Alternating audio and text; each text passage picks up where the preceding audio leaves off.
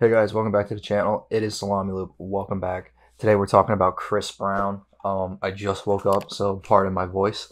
And yeah, without further ado, let's just hop into it. Make sure you like, share, subscribe. First up is Graffiti. Complete flop. 60,000 sales. Every song in here sounds the same. Fortune, again, another flop. This album is apparently it went platinum. Don't know how that happened. I guess you can say the production on it was good. But again, all the songs sound the same. He honestly shouldn't have dropped this album.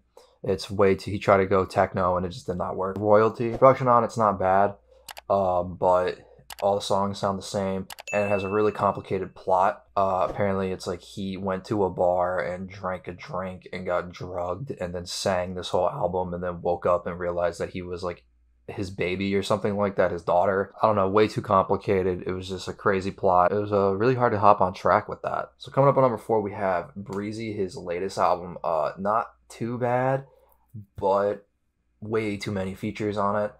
And right now it sits at number 4 on the top 200 Billboard. Like I said, this album's not bad, but I think there's way too many features on it. The album cover looks really bad because it looks like Kanye when he did that crazy ass haircut. It's just like the same thing, except your haircut says Breezy now. Coming up next is Fame. This album has a lot of middle school vibes just because of all the songs that came out when I was younger. And I remember hearing them if I went to like some cheesy school dance or some shit like that. And you know, it's not bad. The album on it, it's decent. You know, yeah, 3X is like catchy and stuff, but like these are songs that you're never gonna listen to again in your life because they're just so old. And I mean, Deuces and Look at Me Now are the only two songs that really carried this album. And you kind of notice this with Chris Brown is that like he will only have mainly like two songs on it that like blow up from it, and then everything else he just should have like left in a locker somewhere. So next up on the list is Chris Brown, his first album that he ever dropped. When he was really young. I think he was like 16 when he dropped this album. Like I said about Fame, there was really only two songs that carried the album, and in this case, it was Run It and Excuse Me Miss. Everything else was pretty like basic and generic. But yeah, since this was like his first, once again, these two singles, they blow up, so they get a lot of airtime and radio time. It made the album go 3 times platinum, which is really crazy for a 16-year-old kid. Up next, we have Exclusive, and like I said earlier, 2 songs, Kiss Kiss, With You, carried the album, got a lot of airtime, 4 times platinum. That's that. Everything else should have been put away. So we have the album X. This album is actually pretty decent. Production on it's not bad. A little bit of too much features on it, but it's okay because we're going in a positive direction with this album. You know, this was the middle school anthem with Loyal, New Flame, Love More with Nicki Minaj. 3 songs that gave this album what it needed, but everything else on there with the features on it were pretty decent. Not too many.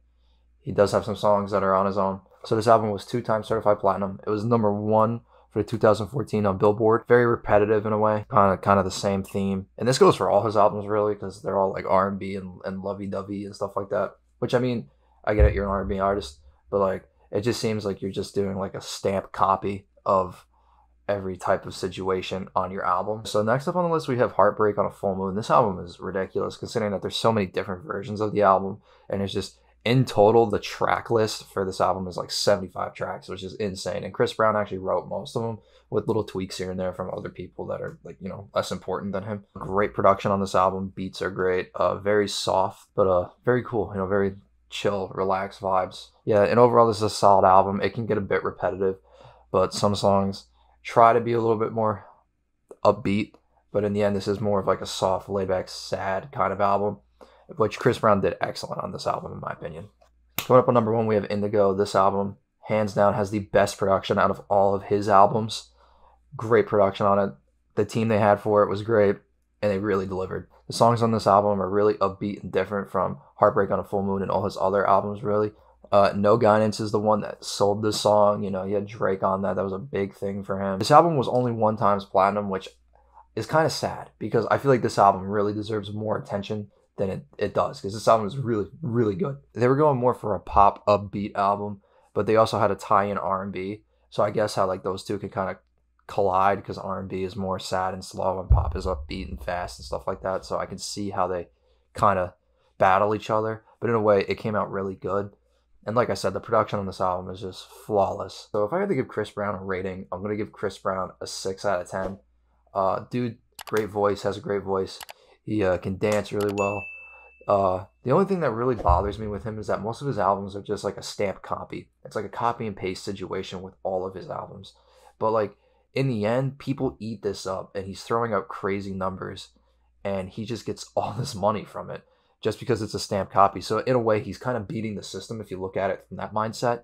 But it just shows how you lack creativity because all you're doing is copying and pasting. You're not really putting out any creative factors out there. I mean, the only creativity I've seen out of his whole track list of albums is maybe Indigo because he went more for an upbeat pop culture kind of thing. But other than that, just very bland, generic. Chris Brown just needs to be way more creative, in my opinion. Not to mention, he beat the shit out of Rihanna, so that's like a fucking 10 points down right there, dude. How the fuck you gonna hit Rihanna, bro? This has been Are They Mid for Chris Brown. Like I said, make sure you like, share, subscribe. Check out my Twitch at twitch.tv/salamiloop. I'm going to be streaming on there more often now. I'm actually just going to be focusing on this channel for my Are They Mids. I'm not going to be uploading my streams anymore to this channel. So if you really want to see me game and stuff like that, just check out my Twitch at twitch.tv/salamiloop.